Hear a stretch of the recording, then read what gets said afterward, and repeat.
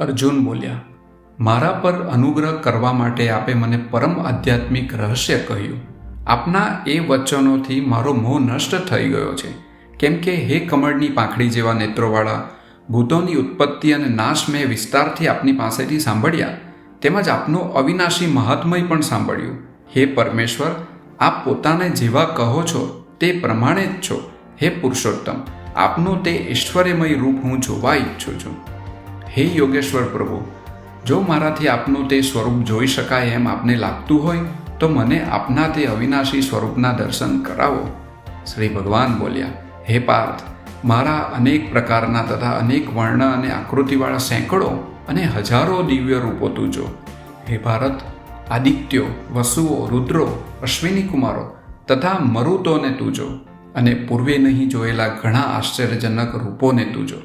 હે ગુડાકેશ, આ મારા શરીરમાં એક જ સ્થળે રહેલું સ્થાવર જંગમ સહિત સમગ્ર જગત અને બીજું તું જે જોવા ઈચ્છે તે આ જો. પરંતુ પોતાના આ સ્થૂળ ચક્ષુથી જ તું મને જોવા સમર્થ નથી, માટે હું તને દિવ્ય ચક્ષુ આપું છું. તેનાથી મારો ઈશ્વરી યોગ તું જો. સંજય બોલ્યા, હે રાજા ધૃતરાષ્ટ્ર, એમ કહી પછી મહાયોગેશ્વર શ્રી કૃષ્ણે અર્જુનને શ્રેષ્ઠ ઈશ્વરીય સ્વરૂપ બતાવ્યું. તે અનેક મુખ અને અનેક નેત્રોવાળું, અનેક અદ્ભુત દ્રશ્યોવાળું, અનેક દિવ્ય આભૂષણોવાળું, ઉગામેલા અને દિવ્ય આયુધોવાળું, દિવ્ય માળા તથા વસ્ત્રને ધરતું, દિવ્ય ગંધના લેપવાળું, સર્વ આશ્ચર્યોથી યુક્ત, પ્રકાશમાન, અનંત અને સર્વ તરફ મુખોવાળું હતું. જો આકાશમાં હજારો સૂર્યનું તેજ એક જ વખતે પ્રકાશી ઉઠ્યું હોય તો તે વિશ્વરૂપ પરમાત્માના તેજ જેવું કંઈ થાય. તે સમયે અર્જુને અનેક પ્રકારે વિભાગ પામેલા સમગ્ર જગતને દેવોના દેવ ભગવાન શ્રી કૃષ્ણના તે શરીરમાં એક જ સ્થળે રહેલું જોયું. પછી વિસ્મયથી વ્યાપ્ત તથા રોમાંચિત થયેલા તે અર્જુને દેવને મસ્તક પડે પ્રણામ કરી હાથ જોડી કહેવા લાગ્યા. અર્જુન બોલ્યા, હે દેવ, આપના દેહમાં સર્વ દેવોને, ભૂતોના અનેક સમૂહોને, કમલાસન પર બેઠેલા સૃષ્ટિકર્તા બ્રહ્માને, સર્વ ઋષિઓને, શંકરને તથા દિવ્ય સર્પોને હું જોઉં છું. હે વિશ્વના ઈશ્વર, આપને અનેક બાહુ, અનેક પેટ, અનેક મુખ અને અનેક નેત્રવાળા તથા સર્વ તરફ અનંત રૂપવાળા હું જોઉં છું. હે વિશ્વરૂપ, આપના અંતને, મધ્યને કે આદિને હું જોતો નથી. આપને મુકુટવાળા, ગદાવાળા, ચક્રવાળા, તેજના સમૂહરૂપ, સર્વ તરફ કાંતિવાળા, જોવા મુશ્કેલ હોય એવા પ્રજ્વલિત અગ્નિ તથા સૂર્ય સમાન તેજસ્વી અને સર્વ તરફ અમાપ હું જોઉં છું. આપ જાણવા યોગ્ય પરમ અક્ષર પરબ્રહ્મ છો. આપ આ વિશ્વના પરમ આશ્રય સ્થાન છો. આપ અવિનાશી તથા શાશ્વત ધર્મના રક્ષક અને સનાતન પુરુષ છો એમ હું માનું છું. આપને આદિ, મધ્ય અને અંત વિનાના અનંત શક્તિવાળા, અનંત બાહુવાળા, ચંદ્ર સૂર્ય રૂપ નેત્રોવાળા, પ્રદીપ્ત અગ્નિરૂપ મુખવાળા અને પોતાના તેજથી જ આ વિશ્વને તપાવી રહેલા હું જોઉં છું. આકાશ અને પૃથ્વી વચ્ચેનું અંતર તથા સર્વ દિશાઓ એકમાત્ર આપનાથી જ વ્યાપ્ત છે.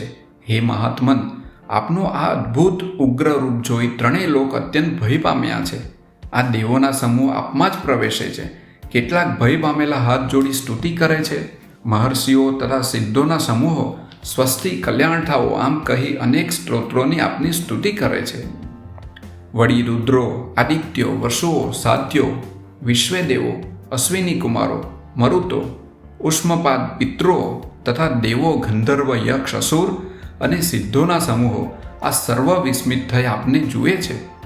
હે મહાબાહો, આપનું બહુ મોઢા તથા આંખોવાળું, બહુ હાથ, સાથળો તથા પગવાળું, ઘણા પેટવાળું તેમજ બહુ દાઢોથી વિકરાળ આ રૂપ જોઈને બધા લોકો અને હું ઘણા વ્યાકુળ થયા છીએ. હે વિષ્ણુ, આકાશને સ્પર્શ કરતા તેજસ્વી, અનેક વર્ણવાળા, ફાડેલા મોઢાવાળા અને ચળકતા વિશાળ નેત્રોવાળા આપને જોઈ અતિ વ્યાકુળ મનવાળો હું ધીરજ કે શાંતિ પામતો નથી. હે દેવોના દેવ, વિકરાળ દાઢોવાળા અને પ્રલયકાળના અગ્નિ જેવા આપના મોઢા જોઈ હું દિશાઓ જાણતો નથી તેમજ સુખ પામતો નથી. માટે હે જગન્નિવાસ, આપ પ્રસન્ન થાઓ.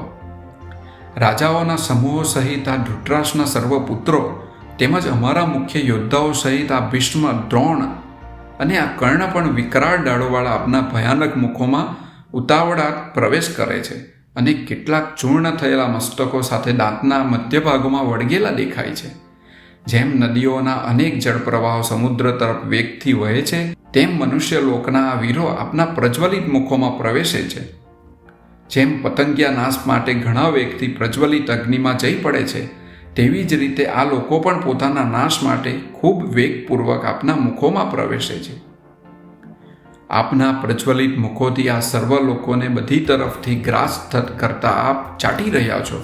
હે વિષ્ણુ, આપનો ઉગ્ર પ્રકાશ સમગ્ર જગતને તેજથી ભરી દઈ તપાવી રહ્યો છે. મને કહો, આવા ઉગ્ર રૂપવાળા આપ કોણ છો? હે દેવશ્રેષ્ઠ, આપને નમસ્કાર હો. આપ પ્રસન્ન થાઓ.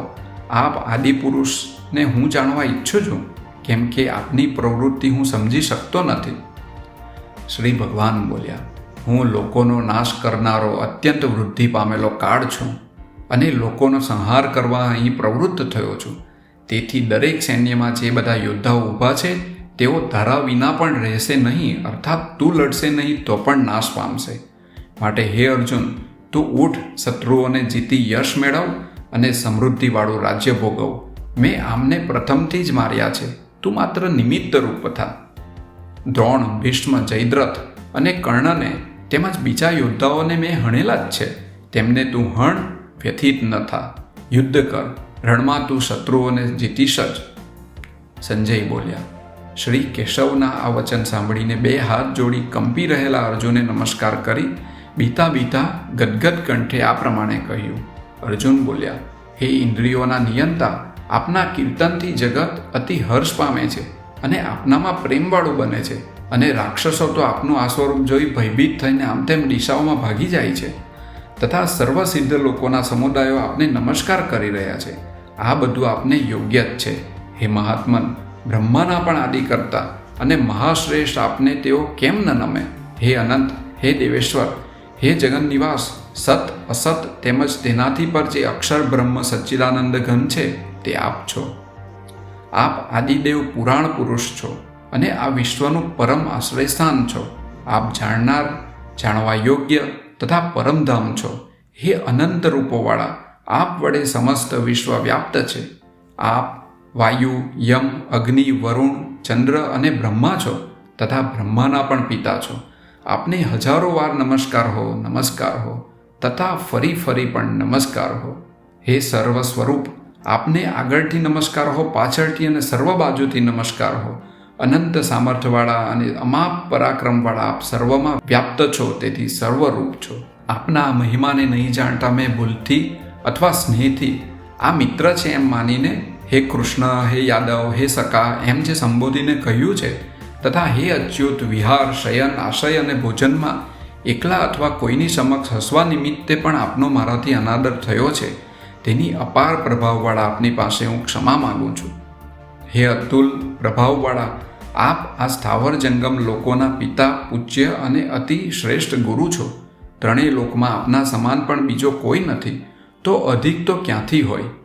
માટે શરીરને દંડવત જમીન પર રાખી પ્રણામ કરીને હું આપ સ્તુતિ યોગ્ય ઈશ્વરને પ્રસન્ન થવા વિનવું છું. હે દેવ, જેમ પિતા પુત્રનો, મિત્ર મિત્રનો અને પતિ પ્રિયાનો અપરાધ સહન કરવા યોગ્ય છે, તેમ આપ મારા અપરાધ સહન કરવા યોગ્ય છો. પૂર્વે નહીં જોયેલું આપનું આ સ્વરૂપ જોઈ હું હર્ષ પામ્યો છું, તેમજ ભયથી મારું મન ઘણું ગભરાયું છે.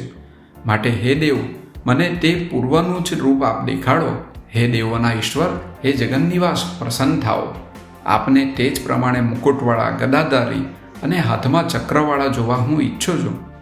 હે સહસ્ત્ર બાહુઓવાળા, હે વિશ્વમૂર્તે, આપ તે જ ચતુર્ભુજ રૂપે પ્રગટ થાઓ. શ્રી ભગવાન બોલ્યા, હે અર્જુન, પ્રસન્ન થયેલા મેં આ મારું તેજોમય અનંત અને આદ્ય વિશ્વરૂપ મારા પોતાના સામર્થ્યથી તને બતાવ્યું છે, જે તારા વિના બીજાએ પૂર્વે જોયું નથી. હે કુરુવંશી મહાવીર, મનુષ્ય લોકમાં આવા રૂપવાળો હું વેદો વડે, યજ્ઞો વડે, અધ્યયન વડે, દાન વડે, ક્રિયાઓ વડે કે ઉગ્ર તપ વડે તારા વિના બીજાથી જોવાને શક્ય નથી. આવું આ મારું વિકરાળ રૂપ જોઈ તને વ્યાકુળતા ન થાઓ અને અતિ મૂઢ ભાવ ન થાઓ. તું ભયરહિત અને પ્રસન્ન મનવાળો થઈ મારું તે જ આ રૂપ સારી રીતે જો. સંજય બોલ્યા. અર્જુનને એમ કહી મહાત્મા વાસુદેવે પોતાનું મનુષ્ય રૂપ ફરી દેખાડ્યું અને સૌમ્ય મૂર્તિ થઈ ભયભીત થયેલા એને ફરી આશ્વાસન આપ્યું. અર્જુન બોલ્યા, હે જનાર્દન, આપનું આ શાંત મનુષ્ય રૂપ જોઈ હવે હું ભાનમાં આવ્યો છું અને મૂળ સ્વભાવને પામ્યો છું. શ્રી ભગવાન બોલ્યા, મારું જે આ રૂપને જોયું છે તે જોવું ઘણું મુશ્કેલ છે. દેવો પણ આ રૂપ જોવા હંમેશા ઈચ્છા રાખે છે. જે પ્રકારે તે મને જોયો છે તે પ્રકારે હું વેદો વડે, તપ વડે, દાન વડે કે યજ્ઞ વડે જોવાને શક્ય નથી. હે શત્રુઓને તપાવનાર અર્જુન, પરંતુ અનન્ય ભક્તિ વડે એ પ્રકારે તત્વથી જાણવા, જોવા તથા પ્રવેશ કરવા હું શક્ય છું. હે પાંડવ, જે મારો ભક્ત, મારા માટે કર્મ કરનારો, મારે પરાયણ રહેનારો, આસક્તિ વિનાનો અને સર્વ પ્રાણીઓ પ્રત્યે વેર રહિત હોય છે, તે જ મને પામે છે.